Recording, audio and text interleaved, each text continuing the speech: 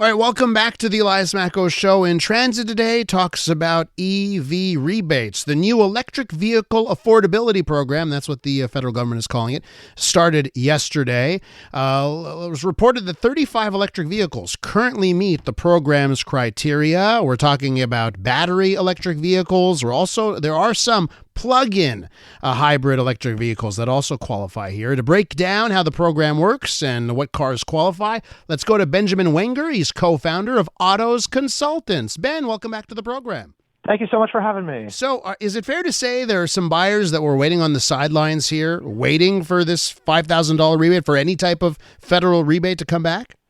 Definitely some buyers waiting for it. I'll say it's a great headline with a lot of fine print, so we can get into some of the terms and conditions surrounding these new incentives. Love it. Okay, so the headline is $5,000 off an EV. What is the nitty-gritty? What are the details, the fine print?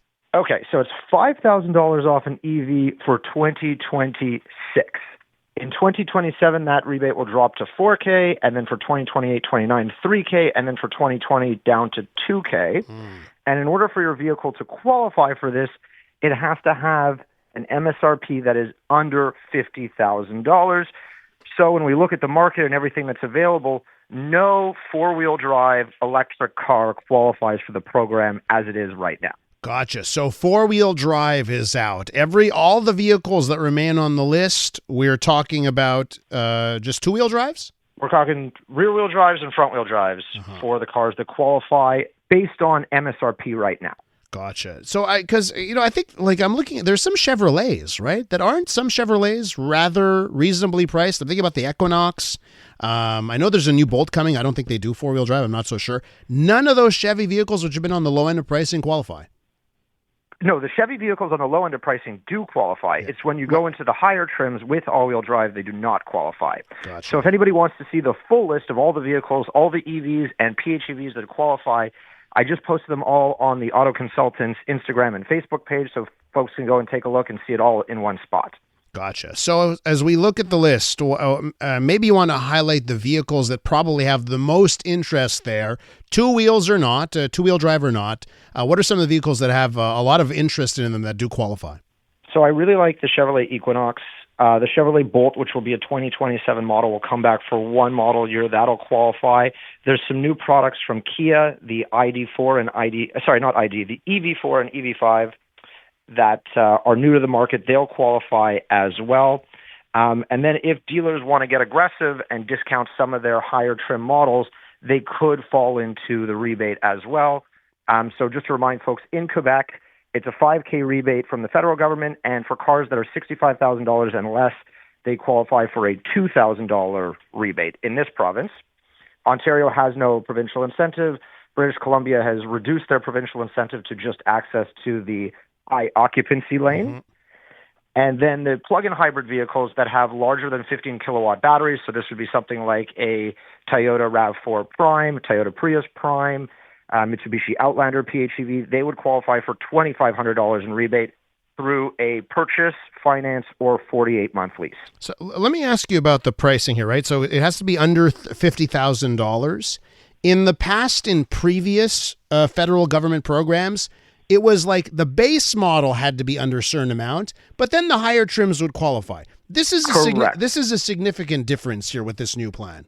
Yeah, so in the past, the threshold was under $60,000, and it was if that model, so let's say Tesla Model Y, which is one of the most popular cars in the world, or the Audi Q4, they had trims that were under that $60,000 threshold, so that car qualified, and it could qualify all the way up. So what the government's doing here now is being very restrictive. There's also a lot of addendums to this based on where the car was produced. Let's talk about that. What do we need to know about the country of manufacture for this rebate? Okay, so if Canada has a free trade agreement in place with the country that built one of these cars, then there's no cap.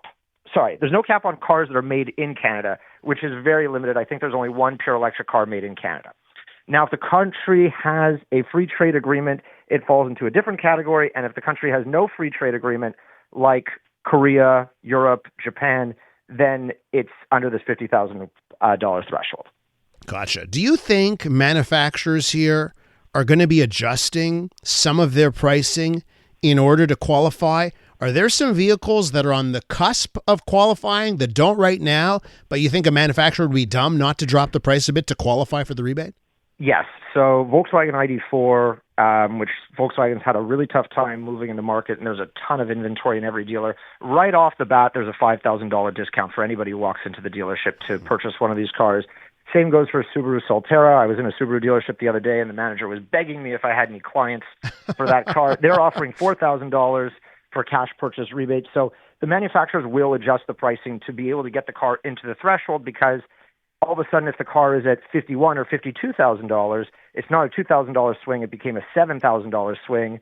Throw in the Quebec incentive for people in Quebec, another $2,000. So they're definitely going to want to not price themselves out of the market versus some of their competitors. Yeah, and this is the thing that I'm asking. Like, so Tesla has their Model Y, their base model, 2-wheel drive, $49,990, but there's some mandatory fees that push it over $50,000. Doesn't qualify. They would have to be stupid, right? Not to drop the price a bit and then take advantage of all of those rebates. Tesla's a different brand because they don't run on a franchise model. So they control the pricing from start to finish from the manufacturer level. What we'll see individual dealers say, okay, if I discount my car enough, will it qualify for this program? Will that help me liquidate this model, get it off the lot, et cetera, or make it more competitive versus another electric car? So that's the benefit in this case to the franchise dealer model, where the individual operators will look at the circumstance in their province or their region and say, yeah, if I let this car go and maybe don't make any money or even lose a little bit of money, that will make it very competitive in the market, and I'll actually be able to turn the inventory and get out of some of these cars that are quite long in the tooth in their inventory. So this is really interesting. So with this program here, you could conceivably see the same car at one dealership not qualify for the rebate, but at another dealership that drops the price a smidgen, there it qualifies. Is that what you're saying? It could happen like that, yeah. Wow, interesting. Well, how do you think this is going to play out? What do you think is going to happen here in 2026? Now that you mentioned the rebate drops every year. Well, how do you think this will play out in the market? I don't think we're going to see a mad dash to the dealership to pick up electric cars, despite this rebate. It's nice that this program came back into play. Electric cars are still a bit of a niche product, and it probably represents 10 or 15% of the market. It's probably percentage-wise a little higher in Quebec versus the rest of North America, but there's still a lot of reservations around getting an electric car. And if you yourself are going to buy a car that's $50,000, $60,000, the average new car price is around $66,000. On a 60-month finance, it's $1,000 a month. People don't want to compromise for that amount of money that they have to put into a vehicle. And I guess that's the question here in Quebec, right? If you look at the last year where all of the rebates were up there, the provincial and the federal, the last quarter was 33% of all sales. New car sales were electric, and then of course they fell off a cliff when the rebates went away. Is there a chance for it to get to that level in Quebec, to that 1/3 of cars? I wonder your thoughts on that.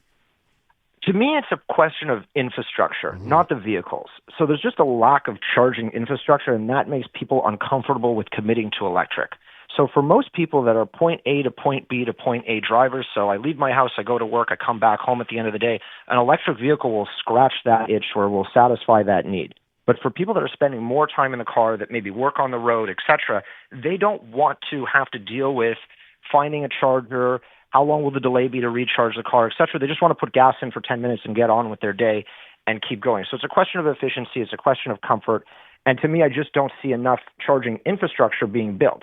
So as an example, when they built Royal Mount and they put however many parking spots in that shopping center, they should have mandated them to say, hey, at least half of these parking spots are going to be with a charger. When they build a new condo downtown, they should say, hey, every parking spot needs an electric charger, and you pass these charges on to the consumer or the person who's going to buy this condo or rent this condo in order for us to subvent the cost of putting these chargers in, but we just don't have the infrastructure in place to really say we're going to be fully electric by 2035. It's just so expensive, right? I mean, why would you not want to put a charger in every spot? It's really expensive, especially when you don't charge your car all the time. You know what I mean? Like, if I would get it if you have to charge your car every time you stop, but you don't usually. So it seems like a very expensive process to put in so many chargers. But I get the infrastructure point there. I mean, if you live in a dense Montreal neighborhood, you live in NDG, St. Henry, Plateau, and you don't have access to a garage or a dedicated parking spot, where would you charge that car in theory? Yeah. And a lot of people are thinking about this and saying, you know what, I don't have access to a charger at home. I don't have good parking. I park on the street. I have a vignette, whatever it is. They don't want to deal with this. So I could definitely see that. Point. I could see that in the really packed streets of Plateau, how that could be an issue. I'll say this. I lived forever with an EV in Ville-Marie Borough, and I had there were 10 chargers right around my house. I never had an issue, but I get it. There are some parts of the city where it just isn't that. Ben, to wrap up here, are there a couple of models that really stand out for you that are like, wow, great price point?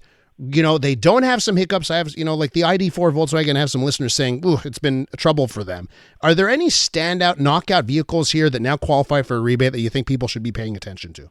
Okay, the Fiat 500e is one of the least expensive electric cars in Canada, and when you couple it with a rebate, we just signed up for a lease with one. It's about $25 or $26 a week plus tax, so it's incredibly reasonable when you stack in all these rebates. Yes. $25 a week? For a lease, yes. Okay, that's pretty good. They're giving them away at that price. Well, again, when you $5,000 plus $2,000 plus, when you're leasing a car, you're only paying for roughly half the value of the vehicle. So when you divide the MSRP by 2 and then add in all these incentives, your payment becomes very, very reasonable. Wow. I woke up this morning to a bombardment of ads on Facebook for Chevy Equinoxes for about $105, $110 per week on a lease. So we're going to see a lot of interesting prices come out in the next little bit as dealers get these programs in hand and start to digest them and work their marketing magic on them. Ben, I got to leave it there. You're great. Thanks so much for coming on. Thank you, sir. Speak to you soon. That's Benjamin Wenger. He's co-founder of Autos Consultants. I'm Dylan Playfair. And I'm Tyler Smith. We're putting loneliness in the penalty box by talking to some of our favorite athletes about the importance of friendship. This is Bromance. Bromance is brought to you by Charm Diamond Centers, proudly Canadian-owned and operated. Charm has been part of your love stories and bromances for over 50 years. And you can find Bromance on the iHeartRadio network or wherever you get your podcasts.